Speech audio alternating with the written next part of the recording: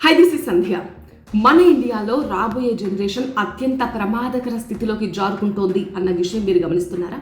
పుట్టిన పిల్లల దగ్గర నుంచి పండు ముసలి వరకు ప్రతి ఒక్కరికి స్మార్ట్ ఫోన్ అనేది కామన్ అయిపోయింది.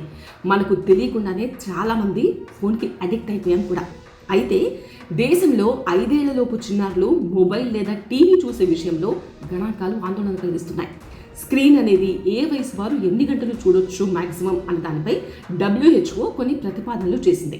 అంటే ఆ లిమిట్ దాటింది అంటే డేంజర్లో పడ్డట్టే. ఎస్, ఇప్పుడు అలాంటి డేంజర్లోనే ఉంది మన భారత బాల్యం. WHO ప్రతిపాదనలను మించి మన ఇండియాలో 5 ఏళ్లలోపు పిల్లలు రోజుకు 2 గంటల 20 నిమిషాలు స్క్రీన్ చూస్తున్నట్టు ఒక సర్వేలో తేలింది.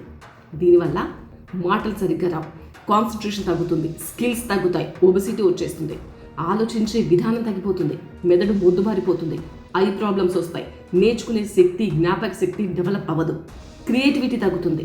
అసలు ఈ పిల్లలు జీవితాన్ని ఒక స్క్రీన్లో చూడాలనుకుంటారు, జనాల్లో కలవడానికి ఇష్టపడరు. కారణం లేకుండానే చీటికి మాటికి కోప్పడడం, మొండితనం, ఎప్పుడు స్ట్రెస్గా ఉండడం, చికాగ్గా ఉండడం, అసలు నిద్ర అలవాట్లు మారి ఆరోగ్యం కూడా పాడవుతుంది అని నేను చెప్పట్లేదు. ఎయిమ్స్ రాయ్పూర్ చేసిన సర్వే చాలా క్లియర్గా చెప్తుంది. గుర్తుపెట్టుకోవాల్సిన మరొక విషయం ఏంటంటే 2 ఏళ్లలోపు పిల్లలు అస్సలు స్క్రీన్ చూడొద్దని, 2 నుంచి 5 ఏళ్లలోపు పిల్లలు రోజుకు గంట మాత్రమే, అది కూడా తప్పదు అనుకుంటేనే చూడొచ్చు అని చెప్తుంది WHO. అది సంగతి. ఇంతకీ మీ పిల్లల స్క్రీన్ టైం ఎంత?